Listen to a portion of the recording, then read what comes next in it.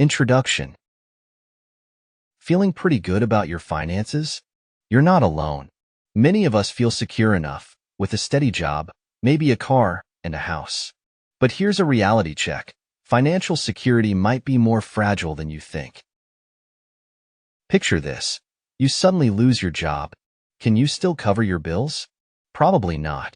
That comfy cushion you think you have? It might be thinner than you realize. Take Sarah, for example. She and her husband were making a solid $75,000 a year combined, with minimal debt. Confident in their finances, they took on a hefty mortgage.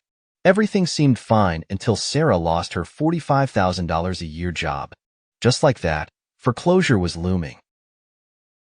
Unexpected financial hits can blindside anyone.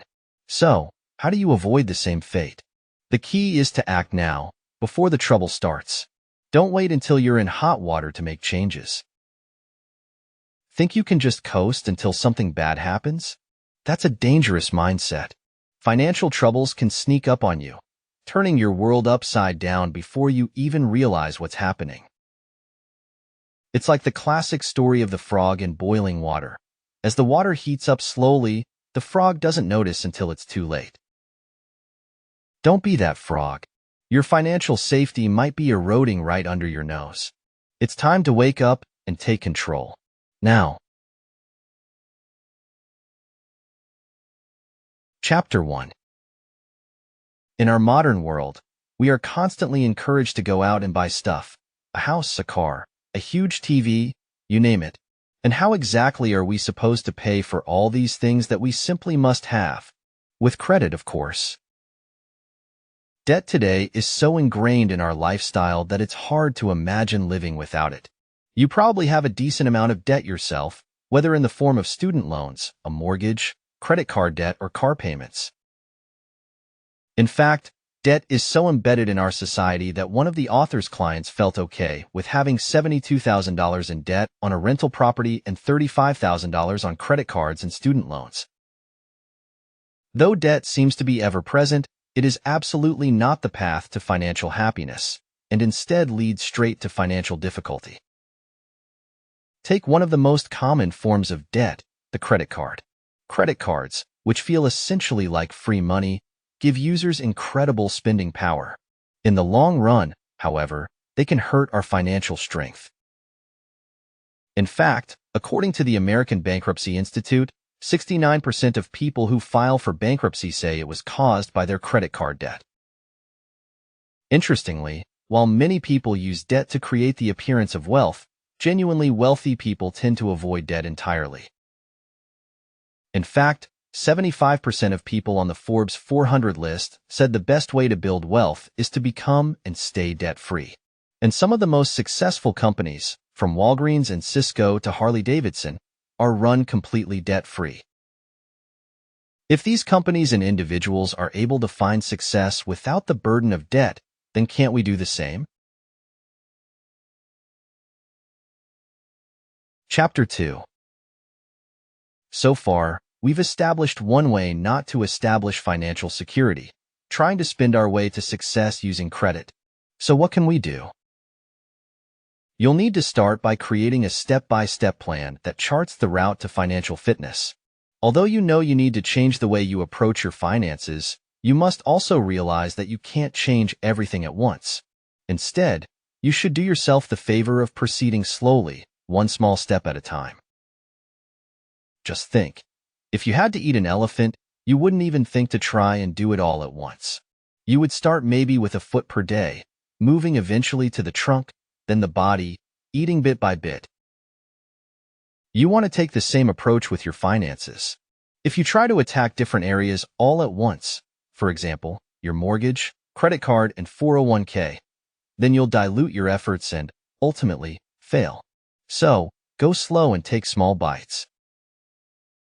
But where do you start?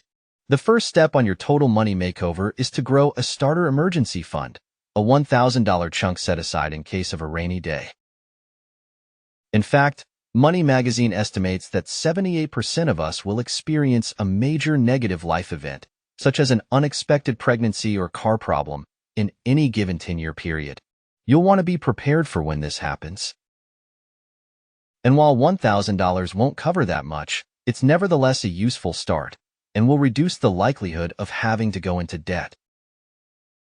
But remember, this fund is only for emergencies, and if you have to take anything from it, you should replace it as soon as possible. Chapter 3.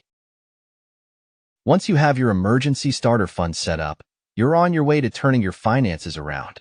Now it's time to get your debts sorted out. Step 2 of the Total Money Makeover is to create a debt snowball. Everyone knows that if you start rolling a small snowball along the ground, it will, in no time at all, turn into a veritable snow boulder. The same thing happens when you pay off your debts. Here's how.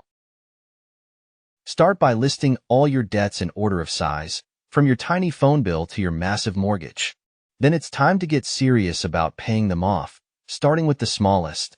As the small debts start to disappear, you'll get inspired to tackle those bigger, trickier debts. After you've started rolling your debt snowball, it's time to turn your attention back to your emergency fund. The goal of Step 3 is to grow your emergency fund so that it could cover your expenses for a 3 to 6 month period.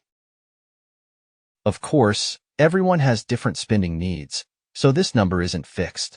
However, it often ranges from $5,000 to $25,000. To make things more concrete, if your family earns $3,000 per month, aim to save $10,000 or even more. Now let's say you succeeded and have a bigger emergency fund. You'll find that this gives you the confidence to continue on the path toward financial freedom. If, as you pay off your debts, you have to use some, or even all of your savings and retirement funds, you'll have an emergency fund that'll cover you for half a year. That allows you to get on with your life securely and confidently.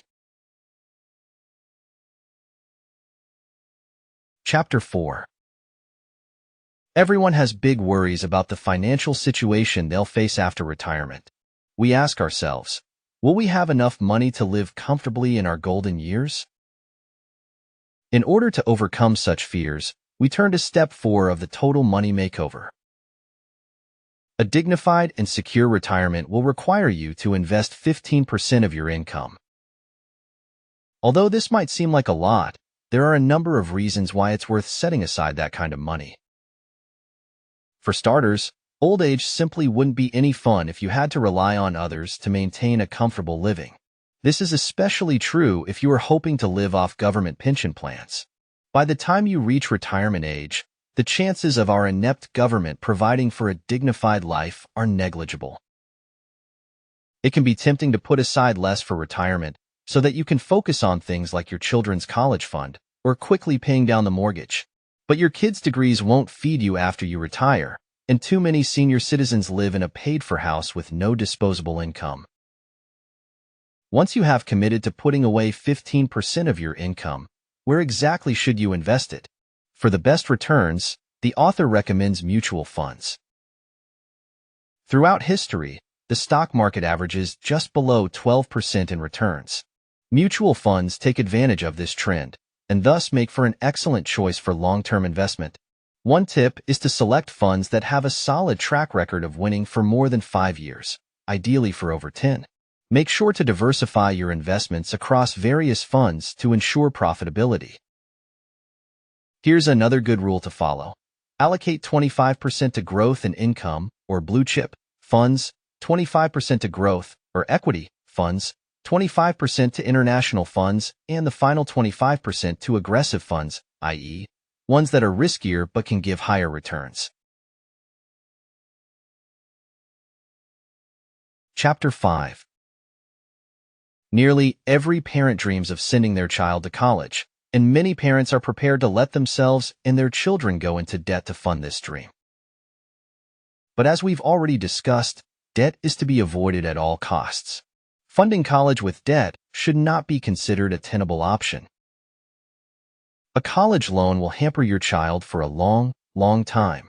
The current generation of students has earned the nickname Generation Debt, with good reason. They graduate from college with an average of $25,000 to $27,000 in debt, and it's not going away anytime soon.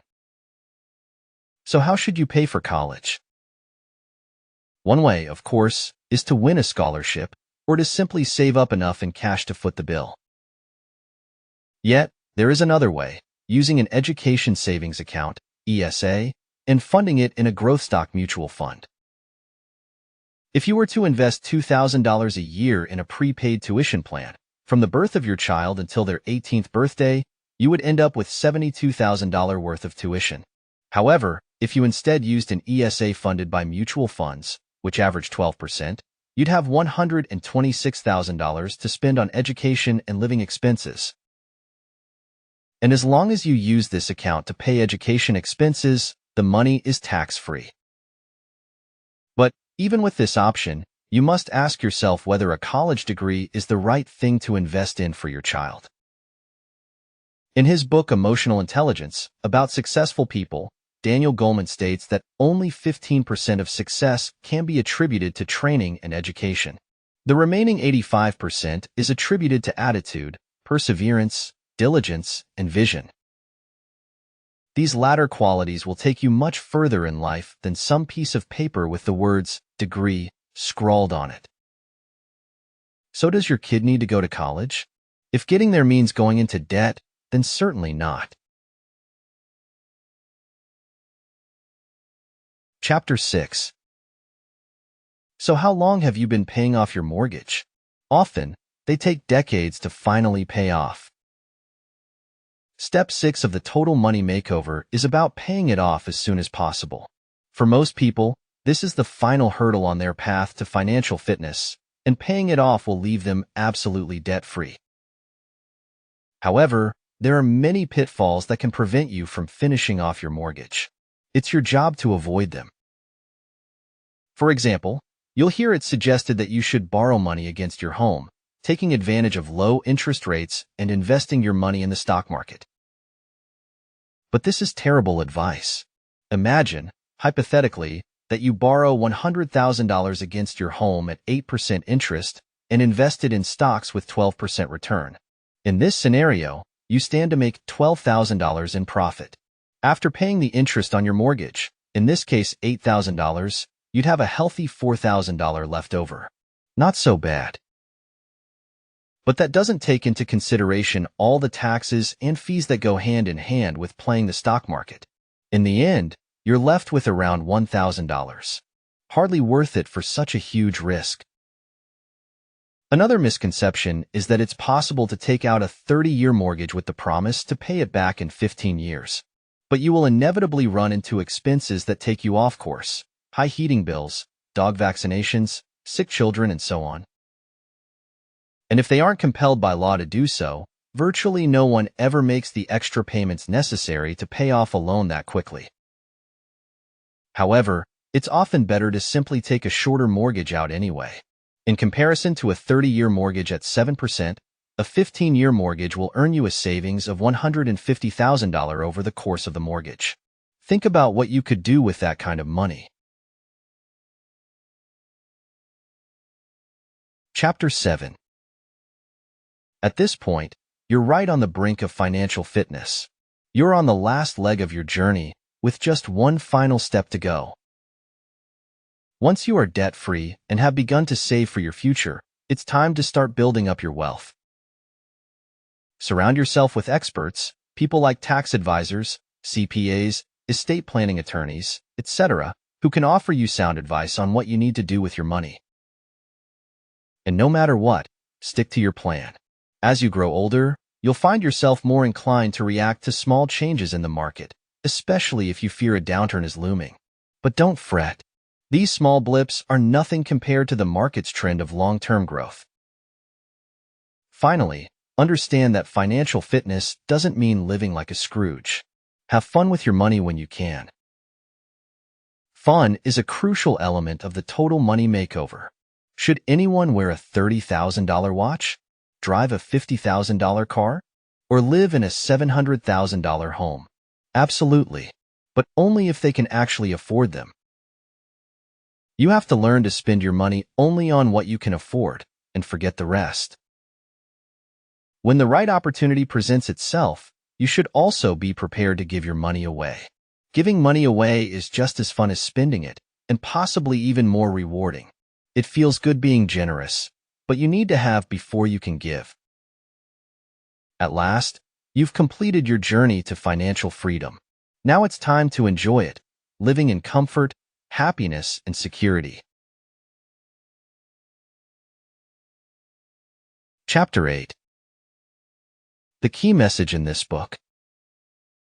For most people, financial security is little more than a comforting illusion.